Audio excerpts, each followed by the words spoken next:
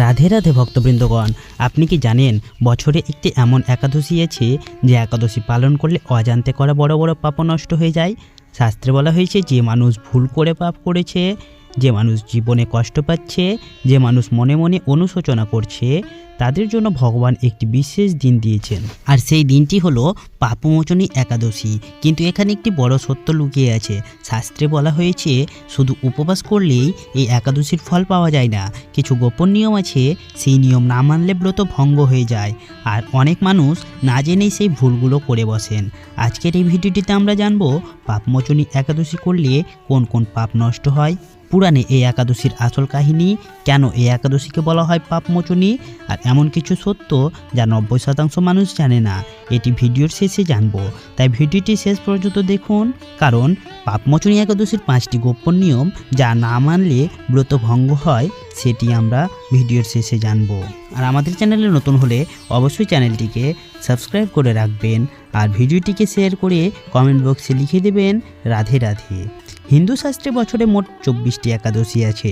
প্রতিটি একাদশীর আলাদা মাহাত্ম্য ও ফল রয়েছে, কিন্তু শাস্ত্র অনুযায়ী চৈত্র মাসের শুক্লপক্ষের একাদশী বিশেষভাবে পরিচিত পাপমোচনী একাদশী নামে। এই একাদশীর মাহাত্ম্য বর্ণনা করা হয়েছে ভবিষ্য পুরাণ এবং স্কন্দ পুরাণে। সেখানে বলা হয়েছে যে মানুষ এই একাদশী ভক্তি সহকারে পালন করে তার জীবনের বহু জন্মের পাপও ধীরে ধীরে নষ্ট হয়ে যায়। একাদশীর একটি আশ্চর্য কাহিনী রয়েছে। অনেক যুগ আগে একটি সুন্দর বন ছিল, তার নাম ছিল চৈত্ররথ বন। সেই বনে দেবতা, গন্ধর্ব ও ঋষিরা বাস করতেন। সেই বনে এক মহান ঋষি তপস্যা করতেন, তার নাম ছিল মেধাবী ঋষি। তিনি কঠোর তপস্যা করতেন এবং ভগবানের ধ্যানে সর্বদা মগ্ন থাকতেন। কিন্তু একদিন সেই বনে এলেন এক অপ্সরা, তার নাম ছিল মঞ্জু ঘোষা। তিনি ছিলেন অত্যন্ত সুন্দরী এবং স্বর্গীয় গায়িকা। মঞ্জু ঘোষা যখন সেই বনে এলেন, তিনি মধুর সুরে গান গাইতে শুরু করলেন। সেই মধুর সুর এত মধুর ছিল যে আশেপাশের সব প্রাণী মুগ্ধ হয়ে গেল। ঋষি মেধাবীও সেই গান শুনে মোহিত হয়ে পড়লেন। ধীরে ধীরে তার মন তপস্যা থেকে সরে গেল। তিনি অপ্সরার সৌন্দর্যে আকৃষ্ট হলেন এবং তার সাথে সময় কাটাতে শুরু করলেন। এইভাবে দিন গেল, মাস গেল, বছরও কেটে গেল, কিন্তু ঋষি বুঝতেই পারলেন না কত সময় কেটে গেছে। অনেক বছর পরে একদিন হঠাৎ ঋষিরা মনে হলো তিনি তার তপস্যা ভুলে গেছেন। তখন তিনি গভীরভাবে উপলব্ধি করলেন তিনি মোহ ও আসক্তির কারণে নিজের সাধনা নষ্ট করেছেন। এই উপলব্ধির পরে তিনি প্রচণ্ড ক্রুদ্ধ হয়ে উঠেছিলেন। ঋষি মেধাবী অপ্সরা মঞ্জু ঘোষাকে একটি অভিশাপ দিলেন। তিনি বললেন, তুমি আমাকে তপস্যা থেকে বিচ্যুত করেছো, তাই তুমি পিশাচী হয়ে জন্ম নেবে।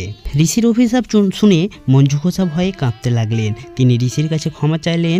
তিনি বললেন, আমি ভুল করেছি, আমাকে ক্ষমা করুন, এই অভিশাপ থেকে মুক্তির উপায় বলুন।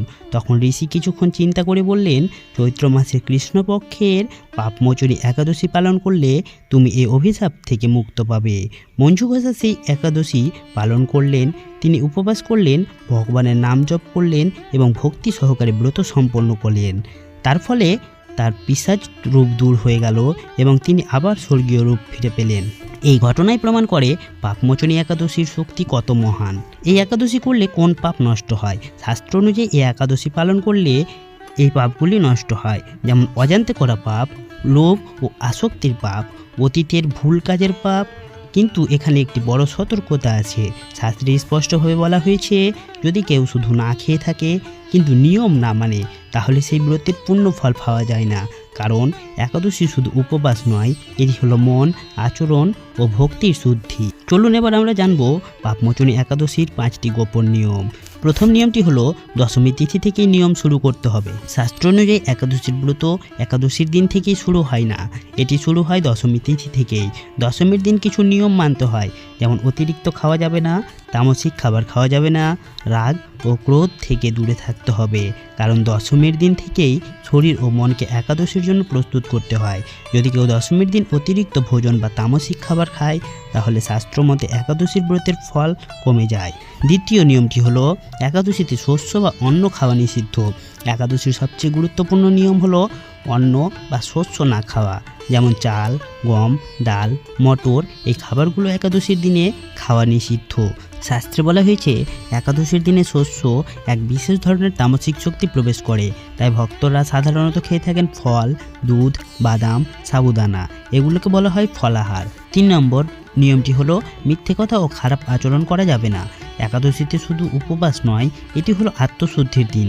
তাই এই দিনে কিছু আচরণ থেকে দূরে থাকতে হবে, যেমন মিথ্যে কথা বলা, কারো নিন্দা করা, ঝগড়া করা, রাগ করা। শাস্ত্রে বলা হয়েছে যদি কেউ উপবাস করে কিন্তু সারাদিন অন্যের নিন্দা করে তাহলে সেই উপবাসের আধ্যাত্মিক ফল কমে যায়। 4 নম্বর নিয়মটি হলো ভগবানের নাম স্মরণ করতে হবে। একাদশীর মূল উদ্দেশ্য হলো ভগবানের স্মরণ।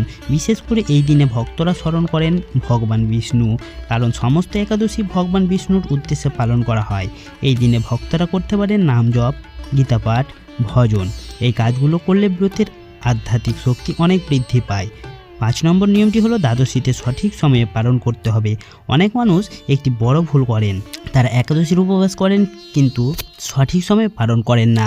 শাস্ত্রে বলা হয়েছে একাদশীর ব্রত সম্পূর্ণ হয় দ্বাদশী তিথিতে পালন করার মাধ্যমে, অর্থাৎ দ্বাদশীর দিনে সঠিক সময়ে উপবাস ভাঙতে হয়। যদি কেউ খুব দেরি করে বা ভুল সময়ে পালন করে তাহলে সেই ব্রতের ফল কমে যায়। শাস্ত্রে আরও কিছু কারণ বলা হয়েছে যার জন্য একাদশীর ব্রত ভঙ্গ হতে পারে, যেমন অন্ন খাওয়া, অতিরিক্ত ঘুমানো, অন্যের অপমান করা, রাগ ও ক্রোধ। এই কাজগুলো করলে ব্রতের পবিত্রতা নষ্ট হয়ে যায়। শাস্ত্র অনুযায়ী এই একাদশী ভক্তি সহকারে পালন করলে মানুষ জীবনে অনেক আধ্যাত্মিক উপকার লাভ করে, যেমন পাপ থেকে মুক্তি লাভ হয়, মানসিক শান্তি পাওয়া যায়, সংসারের বাধা দূর হয়, ভগবানের কৃপা লাভ হয়। এই দিনে ভক্তরা সাধারণত এইভাবে প্রার্থনা করেন, হে ভগবান, আমি জেনে বা না জেনে যে সব ভুল করেছি আপনি আমাকে ক্ষমা করুন এবং আমাকে সৎ পথে চলার শক্তি দিন। এই ধরনের আন্তরিক প্রার্থনা মানুষের মনকে পবিত্র করে। ব্রতের আসল শিক্ষা।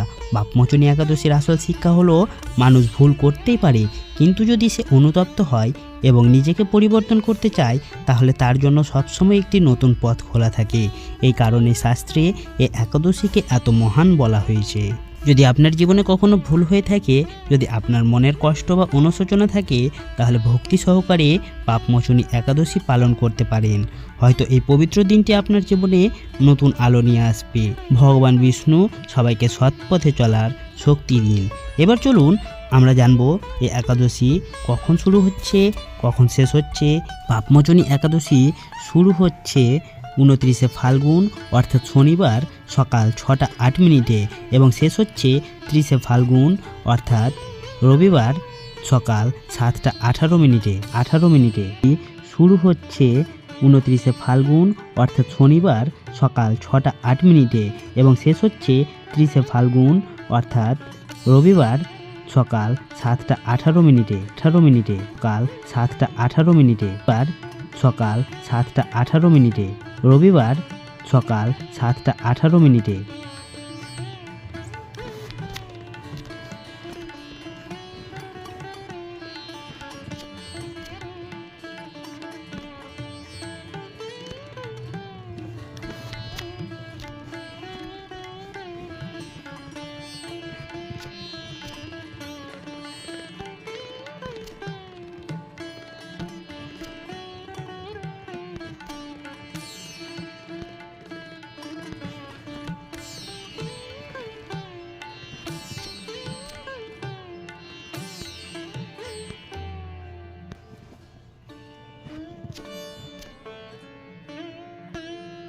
ফাল্গুন অর্থাৎ রবিবার সকাল 7টা 18 মিনিটে।